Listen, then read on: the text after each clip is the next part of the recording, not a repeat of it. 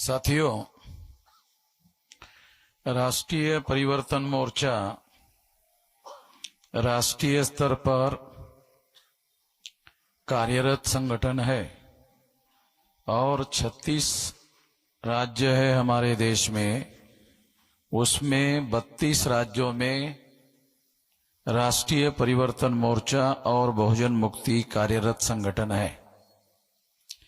राष्ट्रीय परिवर्तन मोर्चा बहुजन मुक्ति पार्टी की तरह अलग अलग राज्यों में कई एससी, एसटी, ओबीसी माइनॉरिटी के राजनीतिक दल है, छोटे छोटे दल है। उन सभी लोगों के लिए बनाया गया एक राष्ट्रीय स्तर का प्लेटफॉर्म है जिसका नाम राष्ट्रीय परिवर्तन मोर्चा है। इसमें सारे देश भर में 100 से ज्यादा छोटी छोटी पार्टियां शामिल है। तो इसलिए राष्ट्रीय परिवर्तन मोर्चा ये कोई छोटा मोटा प्लेटफॉर्म नहीं है। हो सकता है कि आपको अभी नए तौर पर जानकारी मिल रही हो और मीडिया के द्वारा ये जानकारी नहीं मिल रही हो, इस वजह से ऐसा भ्रम आप लोगों के बीच में हो सकता है। इसलिए इस बात को पहले ही मैं स्पष्ट कर देना चाहता था कि राष्ट्रीय परिवर्तन मोर्चा 100 से ज्यादा एससी, एसटी, ओबीसी माइनॉरिटी के संगठन है जो इस परिवर्तन मोर्चा में शामिल है। साथियों, दूसरी बात मैं आप लोगों को ये कहना चाहता हूं कि अभी देश में 4 राज्यों में विधानसभा के चुनाव हो रहे हैं। टोटल 36 स्टेट हैं, उसमें से 4 राज्यों में विधानसभा के चुनाव हो रहे हैं और चारों राज्यों में हमारे कैंडिडेट खड़े हैं। तो महाराष्ट्र में भी चुनाव हो रहा है। इसी के अंतर्गत जो कैंडिडेट महाराष्ट्र में चुनाव लड़ रहे हैं, उस चुनाव लड़ने की प्रक्रिया में आज आपके यहां पर अंसार उल्ला खां, यहां जो क्षेत्र है आपका, ये गांधी मैदान अकोट, तो अकोट जो चुनाव क्षेत्र है विधानसभा का, उसके अंसार उल्ला खां उम्मीदवार बनाए गए हैं। तो मैं आप लोगों को ये जो हमारे देश में हम लोग अभियान चला रहे हैं उसके बारे में कुछ जानकारी आप लोगों को देना चाहता हूं। साथियों, देश में जो 2 बड़ी पार्टियां हैं, एक पार्टी है भारतीय जनता पार्टी जो आज के तारीख में दिल्ली में केंद्र की सत्ता पर काबिज है, और दूसरी पार्टी है राष्ट्रीय कांग्रेस। 1885 को चटर्जी, मुखर्जी, बनर्जी, गोखले, तिलक, आगरकर नाम के ब्राह्मणों ने राष्ट्रीय कांग्रेस नाम का संगठन बनाया। ये जानकारी हमारे लोगों को नहीं है कि कांग्रेस की स्थापना करने वाले लोग ब्राह्मण हैं। तो ब्राह्मणों ने हमारे लोगों के लिए नहीं बनाया, यह संगठन अपने लिए बनाया। दूसरा, 1925 को आरएसएस की स्थापना हुई।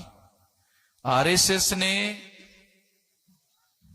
एक राजनीतिक दल बनाया। उस राजनीतिक दल का नाम है भारतीय जनता पार्टी। तो आरएसएस की स्थापना ब्राह्मणों ने की और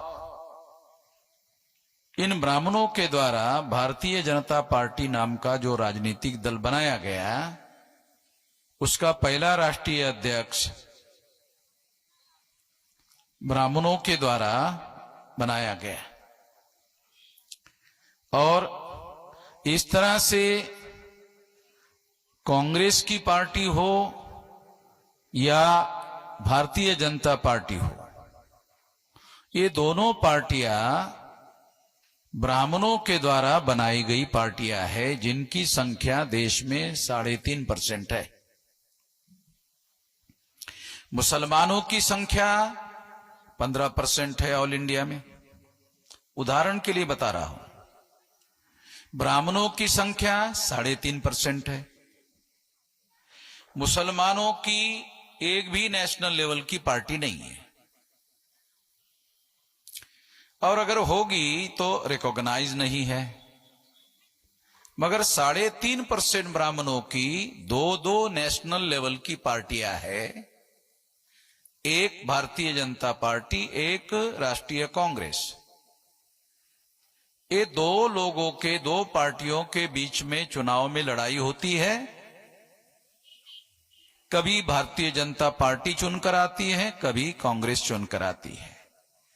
कांग्रेस जाती है तो बीजेपी आती है, बीजेपी जाती है तो कांग्रेस आती है। राजाराम जाता है तो सीताराम आता है, और सीताराम जाता है तो राजाराम आता है। और ये दोनों मिलके हम लोगों के ऊपर, जिनकी संख्या 85% है, शेड्यूल कास्ट की 15% है, आदिवासियों की 7.5% है, तो 22.5 हो गया। 52% ओबीसी की है तो 74.5% हो गया। और 10-12% सारे देश भर में माइनॉरिटी अगर मान लेते हैं, तो ये इस तरह से 85% से ज्यादा हमारी संख्या हो जाती है। तो जिनकी सबसे ज्यादा संख्या है, उनके सबसे ज्यादा वोट है। वोट का अधिकार ये हर 21 साल के व्यक्ति को वोट का अधिकार मिले, ये बात बाबा साहब अम्बेडकर ने राउंड टेबल कॉन्फ्रेंस में उठाई थी।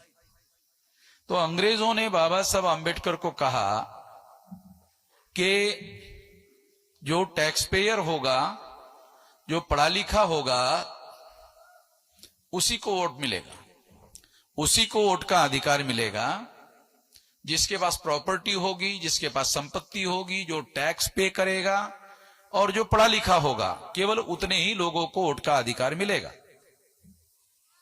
तो बाबा साहब अम्बेडकर ने अंग्रेजों को कहा कि हमारे लोगों के पास तो हजारों सालों से कोई प्रॉपर्टी नहीं है, हम दिन भर काम करते हैं तो शाम को रोटी खाते हैं, तो दूसरे दिन रोटी खाना है तो फिर हम लोगों को दूसरे दिन मेहनत करनी पड़ती है। हमारे पास ऐसी कोई संपत्ति नहीं है, तो क्या फिर हम लोगों को वोट का अधिकार नहीं मिलेगा? इस देश में जो ब्राह्मणिकल सोशल ऑर्डर है, उसके अनुसार हम लोगों को पढ़ने लिखने का अधिकार नहीं था, तो इस वजह से हमारे लोग पढ़े लिखे लोग नहीं हैं। तो क्या पढ़े लिखे ना होने से हमारे लोगों को वोट का अधिकार नहीं मिलेगा? हमारे पास ज्यादा पैसा ना होने की वजह से हम टैक्स पे नहीं करते हैं, तो क्या हमारे लोगों को वोट का अधिकार नहीं मिलेगा? तो अंग्रेजों ने बाबा साहब अम्बेडकर को कहा, फिर क्या है आधार? वोट देने का आधार क्या है? हमें तो वोट देने का जो आधार लगता है वो हमने आपको बताया। आप कह रहे हैं उसके अनुसार हमें ऐसा लग रहा है कि इसकी वजह से बहुत सारे लोगों को वोट का अधिकार नहीं मिलेगा। तो फिर क्या आधार है जिसके आधार पर लोगों को वोट का अधिकार दिया जा सके?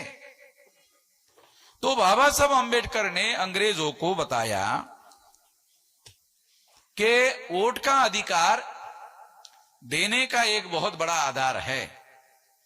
तो उनका क्या आधार है कि हम लोग, हमारे परिवार में लोग बच्चे पैदा होते हैं, यदि उनकी उम्र 21 साल की हो गई तो उनको प्रौढ़ माना जाए, उनको एडल्ट माना जाए। हमारे देश में 21 साल का लड़का होता है, उसकी शादी होती है और 21 साल में उसको बच्चा होता है, वो बच्चा पैदा कर लेता है। तो जो 21 साल में शादी होकर बच्चा पैदा कर सकता है, क्या उसको वोट का अधिकार नहीं होना चाहिए? बाबा साहब आंबेडकर ने अंग्रेजों को कहा कि एडल्ट होने के आधार पर वोट का अधिकार मिलना चाहिए। ये बात बाबा साहब आंबेडकर ने अंग्रेजों के सामने रखी, मगर अंग्रेजों ने बाबा साहब आंबेडकर की बात को नहीं माना। मगर जब 26 जनवरी 1950 को बाबा साहब आंबेडकर को ही संविधान लिखने का मौका मिला, जब संविधान लिखने का मौका मिला, तब बाबा साहब आंबेडकर ने हर 21 साल के व्यक्ति को, जो पढ़ा लिखा हो, जो अनपढ़ हो, जो प्रॉपर्टी वाला हो या गरीब हो, जो मजदूरी करता हो या शाम को मजदूरी करके रोटी खाता हो, हर एक को, जिसकी उम्र 21 साल की हो गई है, हर एक को वोट का अधिकार होना चाहिए। और इस तरह से 26 जनवरी 1950 को बाबा साहब आंबेडकर के द्वारा संविधान में अधिकार बहाल किया गया और वोट का अधिकार इस तरह से एडल्ट फ्रेंचाइज के आधार पर बहाल किया गया। आज हर 21 साल के व्यक्ति को देश में वोट का अधिकार है। इसके हिसाब से अगर 100 करोड़ वोटर हैं तो 85 करोड़ हम लोगों के हैं।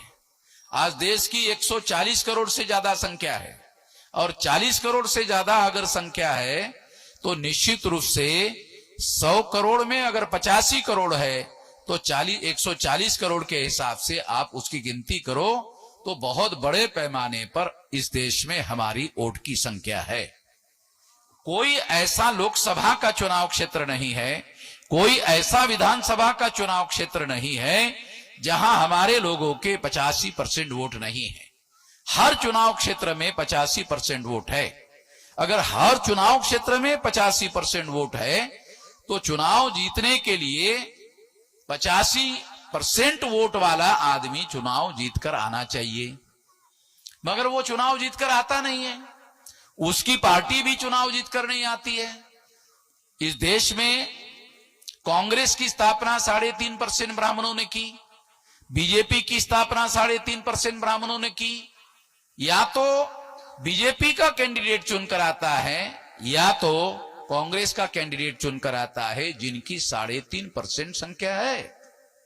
अरे 3.5% संख्या के आधार पर तो ग्राम पंचायत में सदस्य चुनकर नहीं आ सकता।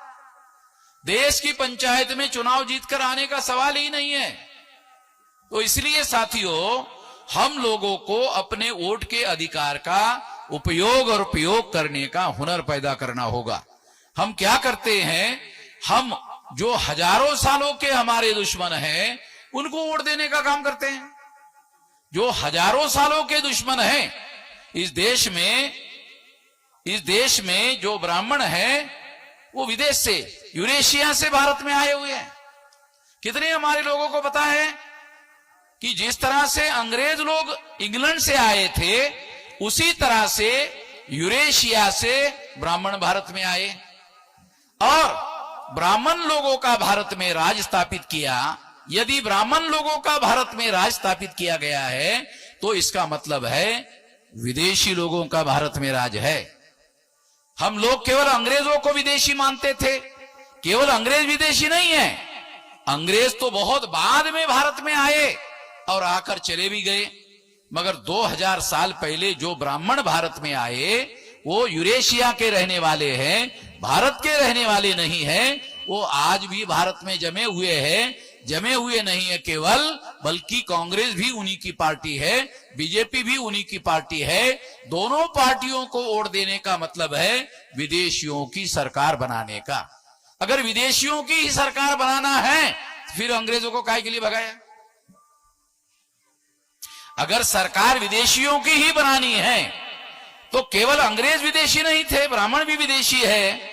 अगर ब्राह्मण भी विदेशी है तो ब्राह्मणों की सरकार हम लोगों को नहीं बनानी चाहिए। हम लोगों को यहाँ जो मूल निवासी लोग हैं, एससी एसटी ओबीसी माइनॉरिटी के जो लोग हैं, ये मूल निवासी लोग हैं, ये भारत के मूल रहने वाले लोग हैं। इन लोगों की सरकार बननी चाहिए। मैं कोई गैर वाजिब बात आपको नहीं बता रहा हूं। हम कह रहे हैं लोकतंत्र में हमारे पास वोट है, अगर वोट ज्यादा है तो ज्यादा वाले वोट का आदमी चुनकर आना चाहिए। हम लोग क्या करते हैं, जिनकी संख्या कम है उनके कैंडिडेट को चुनकर देते हैं।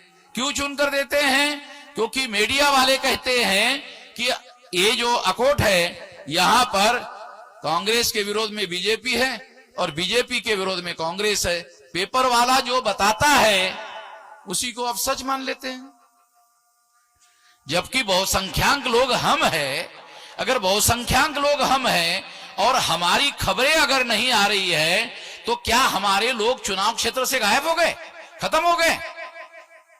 हमारे ही लोग आइदर बीजेपी या कांग्रेस, दो में से एक कैंडिडेट को चुनते हैं, और दो में से एक कैंडिडेट को चुनने की वजह से या तो बीजेपी चुनकर आती है या तो कांग्रेस चुनकर आती है।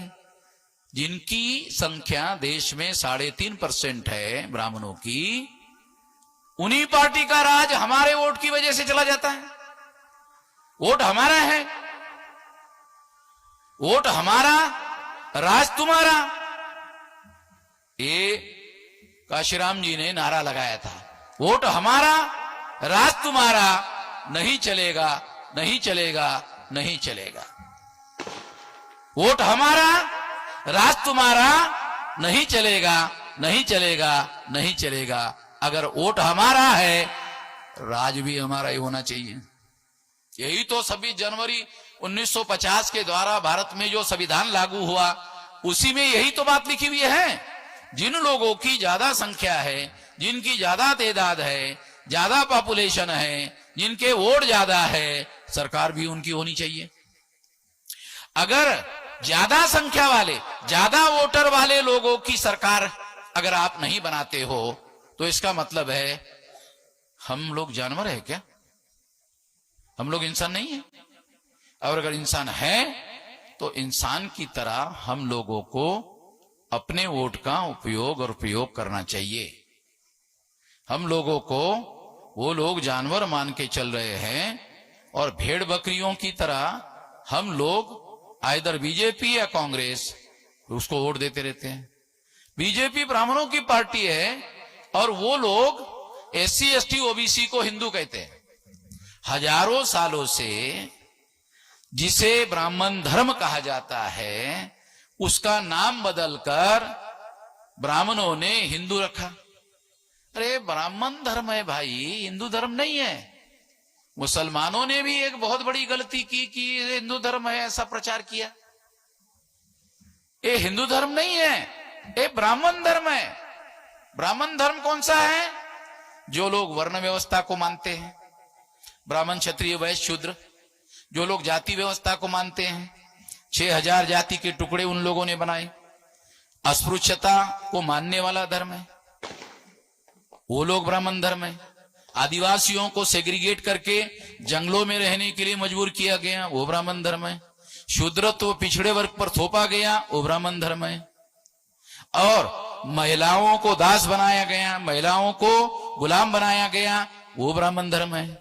तो ब्राह्मण धर्म का जो सिद्धांत है वो तो हम लोगों को गुलाम बनाने का है। अगर हम लोगों को गुलाम बनाने का सिद्धांत है और उन्हीं ब्राह्मणों की पार्टियों को अगर हम वोट देकर सरकार बनाते हैं तो इसका मतलब है हम खुद ही अपने आप को गुलाम बनाने का काम कर रहे हैं। हम गुलाम बनाने वाले लोगों को वोट देकर ताकतवर बना रहे हैं। अगर गुलाम बनाने वाले लोगों को ताकतवर बनाने का काम करते हैं तो चुनाव जीतने के बाद वो हम लोगों को और ज्यादा मजबूती से गुलाम बनाए रखने का काम करेंगे। तो हम लोगों को ध्यान रखना होगा कि देश में हिंदू मुसलमान के नाम पर ब्राह्मण फसाद करवाते हैं। कोई ब्राह्मण किसी एससी एसटी ओबीसी के बस्ती में जाके हिंदू धर्म के सिद्धांतों का प्रचार करता है? कभी सुना कि हिंदू धर्म के ये प्रमुख सिद्धांत है? अरे हिंदू धर्म के सिद्धांत है वर्ण व्यवस्था, जाति व्यवस्था, अस्पृश्यता, आदिवासियों का सेग्रीगेशन, महिलाओं की दासता, शूद्रत्व ओबीसी के ऊपर थोपा जाना। ये तो हिंदू धर्म को जो ओरिजिनल ब्राह्मण धर्म है जिसका नाम बदलकर हिंदू धर्म कहा जा रहा है, प्रचार के लिए हिंदू धर्म कहा जा रहा है, मगर उसका ओरिजिनल नाम तो ब्राह्मण धर्म है। अगर उसका ओरिजिनल नाम ब्राह्मण धर्म है तो ब्राह्मणों ने ब्राह्मणों के लिए ब्राह्मण धर्म बनाया। जब लोकतंत्र आ गया, संविधान आ गया, तब ब्राह्मणों को लगा अरे ब्राह्मण धर्म का नाम रखने से ये तो केवल ब्राह्मणों का हो जाएगा और एससी एसटी ओबीसी की संख्या ज्यादा है और इनके वोट हमको नहीं मिलेंगे। जब नहीं मिलेंगे तो हमारी सरकार नहीं आएगी, जब हमारी सरकार नहीं आएगी तो सरकार इन लोगों की आ जाएगी। इसलिए उन्होंने ब्राह्मण धर्म का नाम बदलकर हिंदू धर्म रखा। तो मैं मुसलमान भाइयों को यह अनुरोध करना चाहूंगा कि भविष्य में ब्राह्मण धर्म को ब्राह्मण धर्म कहना शुरू करें और ब्राह्मण धर्म को हिंदू धर्म कहना बंद कर दे। हम लोग सारे देश भर में ब्राह्मण धर्म का प्रचार कर रहे हैं कि इसका नाम ब्राह्मण धर्म है, इसका नाम हिंदू धर्म नहीं है। मुसलमानों के द्वारा यह शब्द लाया गया है। सिंधु का उच्चारण जो है हिंदू कर दिया मुसलमानों ने। स का उच्चारण पर्शियन भाषा में ह होता है, तो इस वजह से सिंधु का क्या हो गया, हिंदू हो गया। सिंधु का हिंदू होने की वजह से हिंदू मानने लग गए। तो ये जो हिंदू शब्द है ये भारत के लिटरेचर में मुसलमानों के आगमन के बाद में शुरू हुआ, मगर ब्राह्मण धर्म के हिसाब से एससी एसटी ओबीसी ये 6000 जाति के टुकड़ों में बांटे गए लोग हैं। ये ब्राह्मणों के द्वारा गुलाम बनाए गए लोग हैं। इन लोगों को आजाद करने के लिए आधुनिक भारत में सबसे पहले जो महात्मा ज्योतिराव फुले ने काम शुरू किया, उसके बाद छत्रपति शाहू महाराज ने काम शुरू किया, उसके बाद बाबा साहब अम्बेडकर ने आंदोलन चलाया और उनको जब संविधान लिखने का मौका मिला तो जिन लोगों को हजारों सालों से अधिकार नहीं था उन लोगों को बाबा साहब अम्बेडकर ने संविधान में अधिकार बहाल किया और इस अधिकार के तहत वोट का अधिकार दिया। वोट के अधिकार के बदौलत ही कोई आदमी एमएलए बनता है, कोई आदमी एमपी बनता है और अगर बहुमत मिल जाए तो सरकार उसकी होती है। जैसे महाराष्ट्र का उदाहरण ले लो, महाराष्ट्र में 288 विधानसभा की सीटें हैं। जिस पार्टी को 145 सीटें मिलेगी उसका मुख्यमंत्री बन सकता है। अरे जब हमारी 85% वोट है तो हमारे तो 100% लोग चुनकर आ सकते हैं। वो 100 तो छोड़ो, हमारे लोग भेड़ बकरियों की तरह दूसरे के पीछे लग जाते हैं और इसलिए हमारे लोगों का एक नाम पड़ा पिछलग्गू। तो हम लोग पिछलग्गू है। पिछलग्गू का मतलब है दूसरे के पीछे पीछे पीछे पीछे पीछे पीछे पीछे पीछे दौड़ लगाते रहते हैं और दूसरों के पीछे पीछे पीछे लगने की वजह से हम लोगों को पिछलग्गू कहा जाता है। मैं आप लोगों को ये बताना चाहता हूं कि संविधान ने आपको वोट का अधिकार दिया, 100 में 85% वोट हमारे हैं, तो हमें दूसरों का पिछलग्गू बनने की क्या जरूरत है। काशीराम जी ने ये बात उत्तर प्रदेश में लोगों को समझाई। समझाने की वजह से क्या हुआ, समझाने की वजह से वहां पर बहुसंख्य लोग काशीराम जी ने चुनवा कर लाए। उत्तर प्रदेश में उन्होंने अपनी सरकार बनाई और सरकार बनाने के बाद सारे देश भर के लोगों को कहा जो काम उत्तर प्रदेश में हो सकता है सारे देश भर में हो सकता है। जब काशीराम जी सारे देश भर में जाकर बताते थे तो लोग उनको क्या कहते थे, नहीं हो सकता। जहां भी जाते थे तो एससी एसटी ओबीसी माइनॉरिटी के लोग क्या कहते थे, नहीं हो सकता। हर जगह जाते थे तो लोग कहते थे नहीं हो सकता। तो काशीराम जी ने निर्णय लिया कि एक जगह करके दिखाना पड़ेगा, नहीं तो लोगों के सोचने का तरीका बदल नहीं सकता। तो उन्होंने उत्तर प्रदेश में पहले उसको करके दिखाया कि हाँ ऐसा हो सकता है और उत्तर प्रदेश में सरकार बनाने के बाद सारे देश भर में प्रचार किया। देखो जो उत्तर प्रदेश में हुआ सारे देश भर में हो सकता है। क्यों हो सकता है, क्योंकि यही बात संविधान में लिखा हुआ है। जिसके वोट ज्यादा है उसकी सरकार होनी चाहिए, यही संविधान में लिखा हुआ है। मगर संविधान अपने आप आपके घर में आकर किसी को सत्ता देने का काम नहीं करती है। संविधान आपको वोट का अधिकार देती है। संविधान ने आपको वोट का अधिकार दिया और संविधान कहता है इस वोट का उपयोग और प्रयोग करो, अपनी सरकार बनाओ। तो हम लोग क्या करते हैं, हम लोग या तो बीजेपी के पीछे पिछलोगु बनते हैं या तो कांग्रेस के पीछे पिछलोगु बनते हैं। जब हमारे वोट ज्यादा है और ज्यादा होने की वजह से जब हम कांग्रेस के पीछे लगते हैं तो कांग्रेस की सरकार बनती है। कांग्रेस ब्राह्मणों की पार्टी है। जब हम लोग बीजेपी को वोट देते हैं, बीजेपी की सरकार बनती है, तो प्रधानमंत्री नरेंद्र मोदी रहता है। नरेंद्र मोदी ओबीसी का आदमी है, मगर उसको ओबीसी की गिनती करने का अधिकार नहीं है। प्रधानमंत्री ओबीसी का है, मगर ओबीसी की गिनती करने का अधिकार नहीं है। कुत्तों की गिनती कर सकते हैं।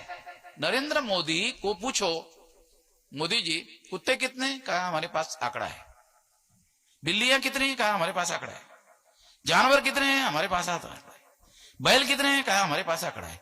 गाय कितनी है? हमारे पास आंकड़ा है। जंगली जानवर कितने हैं? कहा उसका भी आंकड़ा है। आदमी कितने हैं? कहा कि इसके बारे में निश्चित नहीं कहा जा सकता। क्यों? अंग्रेजों के समय में गिनती हुई थी, अंग्रेजों ने हमारी गिनती की थी। जो विदेशी थे उन्होंने गिनती की, मगर ब्राह्मण हमारी गिनती करने के लिए नरेंद्र मोदी को रोक लगा रहा है। नरेंद्र मोदी को कहा प्रधानमंत्री बनना है या गिनती करना है, डिसाइड कर लो। कहा कि प्रधानमंत्री बनना ही ठीक रहेगा। तो नरेंद्र मोदी ने प्रधानमंत्री बनना स्वीकार किया, गिनती करना मना कर दिया। तो नरेंद्र मोदी प्रधानमंत्री बना हुआ है, ओबीसी का आदमी है, मगर ओबीसी की गिनती करने के लिए आरएसएस ने उसके ऊपर पाबंदी लगाई हुई है। हम तो सारे देश के एससी एसटी ओबीसी को आजाद करने का आंदोलन चला रहे हैं, उसमें नरेंद्र मोदी को भी आजाद करने का काम कर रहे हैं। नरेंद्र मोदी भी गुलाम है। आप लोग नरेंद्र मोदी को प्रधानमंत्री कहते हो, मैं कहता हूं गुलाम प्रधानमंत्री। नरेंद्र मोदी अगर मैं गलत बोल रहा हूं तो एफआईआर कर ले। मैं तो रिकॉर्ड में बोल रहा हूं।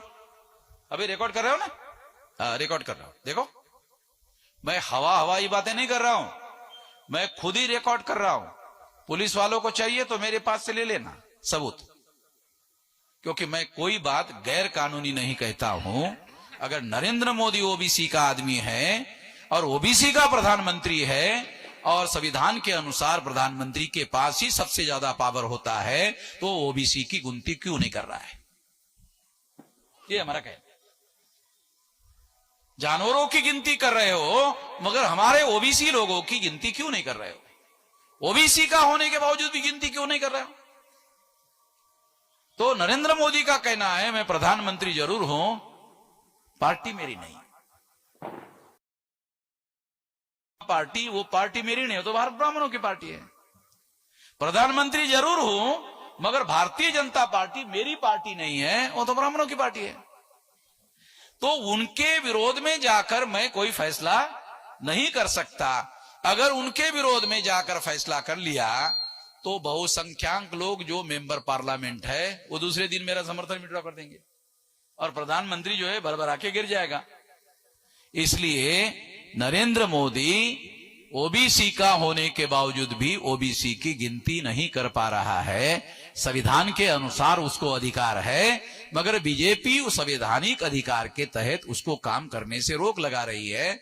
ऐसा प्रधानमंत्री को प्रधानमंत्री कहने के बजाय आरएसएस का, भाजपा का बंधुआ मजदूर है।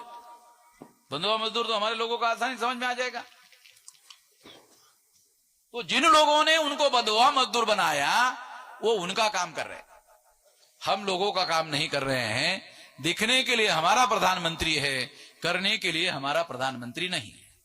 इसलिए हम लोगों को ये ध्यान रख के काम करना चाहिए कि जब बहुसंख्यक लोग हम हैं तो सबसे पहला काम हमको क्या करना चाहिए? सबसे पहला काम बहुसंख्यक लोगों की पार्टी बनानी चाहिए। तो हमने बहुजन मुक्ति पार्टी बहुसंख्यक लोगों की पार्टी है। लोगों को समझ में आ जाए इसलिए बहुजन भी रख दिया। ये बहुजन कौन है?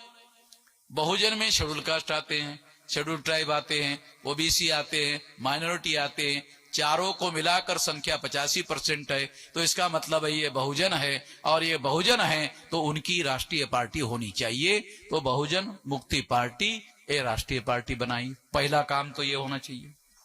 दूसरी, ये काम तो हमने कर लिया कि बहुजन मुक्ति पार्टी हमने बना लिया। अब बहुजन मुक्ति पार्टी की ताकत बढ़ाना आप लोगों का काम है। आप अपने दुश्मनों की ताकत बढ़ाने का काम तो कर रहे हो, अपनी ताकत बढ़ाने का काम क्यों नहीं कर रहे हो? क्या आपके ऊपर कोई जबरदस्ती है कि भाजपा को ही वोट दिया जाए? क्या आपके ऊपर कोई जबरदस्ती है कि कांग्रेस को ही वोट दिया जाए? कोई जबरदस्ती नहीं है। मैं सारे देश भर में जाकर के काम कर रहा हूं और पुलिस की परमिशन लेके कार्यक्रम कर रहा हूं। पुलिस की परमिशन लेके कार्यक्रम कर रहा हूं, इसका मतलब है जो मैं कर रहा हूं वो कानूनन है, लीगल है, और वो मैं माइक पे बोल रहा हूं और रिकॉर्ड कर रहा हूं। पुलिस वाले रिकॉर्ड, मेरे कार्यक्रम में पुलिस वाले आकर रिकॉर्ड करते ही नहीं है, दूसरे की जगह जाकर के रिकॉर्ड करते हैं। मैं उनको कहता हूं क्या के पैसा खर्चा कर रहे हो, मैं खुद ही रिकॉर्ड कर रहा हूं और तुमको कॉपी चाहिए तो मेरे से ले लेना। सारी पार्टी के लोग चुनाव आयोग को डरते हैं और चुनाव आयोग केवल मेरे को डरता है। मैं चुनाव आयोग के विरोध में ही बोलते रहे, बहुत जगह चुनाव आयोग के विरोध में बोला मैंने। चुनाव आयोग से सारी पार्टियां घबराती है, डरती है। चुनाव आयोग कैसे गलत काम कर रहा है, संविधान के विरोध में काम कर रहा है। मैंने कई जगह चुनाव आयोग के विरोध में भाषण दिया और कहा कि चुनाव आयोग को अगर कोई रिकॉर्ड चाहिए, मैंने चुनाव आयोग के विरोध में बोला तो मेरे से ले लेना। पिछले कई सालों से, 10-12 सालों से ये मैं बोल रहा हूं। साथियों, मैं जानता हूं मैं कोई गैर कानूनी काम नहीं कर रहा हूं, संविधान के दायरे में रहकर काम कर रहा हूं। संविधान के दायरे में रहकर कार्य करने के लिए सभी लोगों को पाबंदी है, कानूनन पाबंदी है। उनको इसी पे रहकर काम करना पड़ता है, इसी पे रह के काम करना चाहिए, और अगर वो नहीं करते हैं तो उनके लिए कानूनन अपराध होगा, और जो भी अपराध करने का कार्य करेगा हम लोग उनको बख्शने वाले नहीं हैं, कानून के हिसाब से भी नहीं बख्शेंगे। मैं आप लोगों को अनुरोध करता हूं कि चुनाव आपके लिए अवसर है ऐसे लोगों को सबक सिखाने का। साधारण से साधारण आदमी चुनाव में ताकतवर आदमी को सबक सिखा सकता है।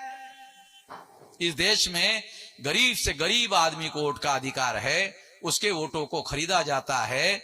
मैं गरीब से गरीब आदमी को अनुरोध करता हूं, अरे आप अपना वोट मत बेचो।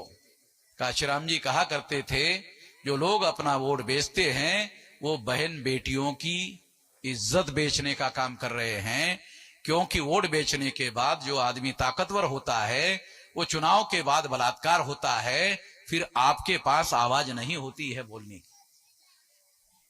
तो इसलिए वोट एकमात्र आवाज है, और ये आवाज बहुत ताकतवर है। इस देश का हुक्मरान कौन होगा और कौन नहीं होगा ये निर्धारित करने वाली ताकत है। इसके बारे में भारतीय जनता पार्टी मतदाताओं का जागरण करने का काम कभी नहीं करती। कांग्रेस के लोगों ने मतदाताओं को जागृत करने का काम कभी नहीं किया, वो केवल वोट देने के लिए कहती है। भारतीय जनता पार्टी भी वोट देने के लिए कहती है। मतदाताओं को कौन से पार्टी को क्यों वोट देना चाहिए इसके बारे में कभी वो जागरण करने का काम नहीं करते हैं। केवल हमारी पार्टी है जो मतदाताओं को जागृत करने के बाद कहती है कि आपको जो सही लगता है उसको वोट दो। आपके हक और अधिकार संविधान में जो है उसकी रक्षा करने वाली जो पार्टी है, वो आप तक पहुंचाने वाला जो संविधान में लिखा हुआ है, संविधान के पन्ने में जो अधिकार लिखा हुआ है, वो अधिकार आपके घरों तक पहुंचाने वाली पार्टी है, उसको वोट देना चाहिए। इस देश में बहुसंख्यक लोग जो या तो अशिक्षित लोग हैं या तो अर्धशिक्षित लोग हैं, उनको ये बातें समझाने का काम, लोकतांत्रिक जागृति करने का काम चुनाव आयोग को करना चाहिए। चुनाव आयोग को मतदाताओं को जागृत करने का अभियान करना चाहिए और उनको बोलना चाहिए कि आपके हक और अधिकार की रक्षा करने वाले लोगों को वोट दो, ऐसा कहना चाहिए। ये कोई गैर संवैधानिक बात नहीं है। मगर चुनाव आयोग ऐसा काम नहीं करता है। तो इसलिए साथियों, मैं आप लोगों को अनुरोध करता हूं कि इन तमाम बातों को ध्यान में रखते हुए अंसारुल्लाह खां जो यहां बहुजन मुक्ति पार्टी के कैंडिडेट है और ऐसे पार्टी के कैंडिडेट है जो सारे देश भर में 4 राज्यों में चुनाव हो रहा है, चारों राज्यों में चुनाव लड़ रही है। इसका मतलब है केवल कांग्रेस और बीजेपी ही पार्टी राष्ट्रीय नहीं है, तो बहुजन मुक्ति पार्टी भी राष्ट्रीय स्तर की पार्टी है। 32 राज्यों में कार्यरत है, 625 जिलों में कार्यरत है। छोटी मोटी पार्टी मत समझना। अब केवल आपका काम बाकी है। 32 राज्यों में तो पार्टी हम बना चुके हैं। आपको वजनदार पार्टी बनाने का काम आपके पास है। आप अगर उस पार्टी को वोट देते हो, पार्टी वजनदार हो जाएगी। जितनी ज्यादा वजनदार होगी उतनी ज्यादा आपकी आवाज मजबूत होगी। और मान लो कि आपने इस चुनाव में 10-20 हजार वोट बहुजन मुक्ति पार्टी के कैंडिडेट को दे दिया और वो चुनाव हार गया, उसका तीसरा नंबर आ गया, दूसरा नंबर आ गया, चौथा नंबर आ गया, और चुनाव के बाद आप उसको टेलीफोन किया और कहा, कामले साहब जरा मुझे ये प्रॉब्लम है, जरा पुलिस चौकी में आप टेलीफोन करो। तो वो वहां से कामले जो है इंस्पेक्टर को टेलीफोन करेगा, इंस्पेक्टर साहब मैं कामले बोल रहा हूं। इंस्पेक्टर क्या बोलेगा, कौन रे कामले, ऐसे बोलते हैं पुलिस वाले, कौन रे कामले। वो पिछले चुनाव में मैं चुनाव लड़ रहा था ना, वो तीसरे नंबर का कामले था ना, वो उसको जो 20,000 वोट पड़े। सर आपका आवाज मैं पहचान नहीं पाया सर, नहीं तो मैं आपको जानता हूं सर, बहुत अच्छा काम आप करते हैं, आप समाज का अच्छा काम करने वाले हैं सर, मगर आपका आवाज वो मोबाइल में चेंज हो जाता है सर, इस वजह से क्या है मुझे बराबर पहचानने में नहीं आया आपका आवाज। वोट के हिसाब से आवाज बदलती है इंस्पेक्टर की, समझ रहे हैं क्या। सामान्य बात नहीं बोल रहा हूं, आपको समझ में आया उस हिसाब से बोल रहा हूं, क्योंकि मैं बड़ी बात कहूंगा आपके पल्ले पड़ेगी नहीं, वो आपको समझने वाली बात बता रहा हूं, व्यावहारिक बात बता रहा हूं। तो जितना परसेंटेज वोट हारने वालों को मिलेगा उस हिसाब से इंस्पेक्टर पर वजन पड़ता है। और आपका चुनाव के बाद हारने वाला होने के बावजूद भी आपकी सुनवाई होती है, तो आपको आपकी सुनवाई करना है तो आपके हाथ में है। अगर आप अपनी सुनवाई नहीं करना चाहते हो वो भी आपके हाथ में है। आपके पास तो अधिकार दिया हुआ है वोट का, अगर आप अपने अधिकार का अपने ही फेवर में काम नहीं करोगे तो कोई अल्लाह ताला जो है ना वो यहां आकर आपके लिए काम करने वाला नहीं है। अल्लाह ताला ने आपको सब कुछ दिया, आपको करना है ना, आपको कान दिया, हाथ दिया, आपको दिमाग दिया, सब कुछ तो दिया ना, आपको करना है ना। अल्लाह ताला कहता है आप कुछ करो तो उसमें मैं मदद करूंगा आपकी। अल्लाह उसकी मदद करता है जो खुद अपनी मदद करता है। अगर आप अपनी मदद ही नहीं करोगे और सब कुछ अल्लाह ताला के ऊपर छोड़ दोगे, ऐसा कुरान में कहीं पर भी लिखा हुआ नहीं है। आप कुछ करोगे तो फिर अल्लाह ताला आपकी मदद कर सकता है। तो आपको करने के लिए हम लोग जो भी चाहिए उसके लिए एक प्लेटफॉर्म बनाया है। ये प्लेटफॉर्म का आप लोगों को मजबूत करने के लिए उपयोग करना होगा। SC ST OBC के लोगों को कैंडिडेट मुस्लिम हैं तो हम कोशिश करेंगे कि SC ST OBC के लोग मुस्लिम कैंडिडेट को ज्यादा से ज्यादा संख्या में वोट दे। इसके लिए हम लोगों ने कार्यकर्ता इस चुनाव क्षेत्र में लगाए हुए हैं।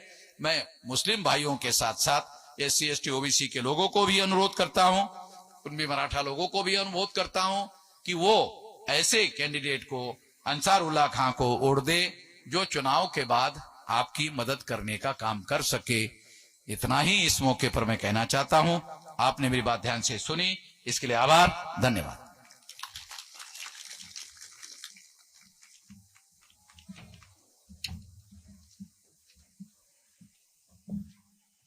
धन्यवाद सम्माननीय वामन।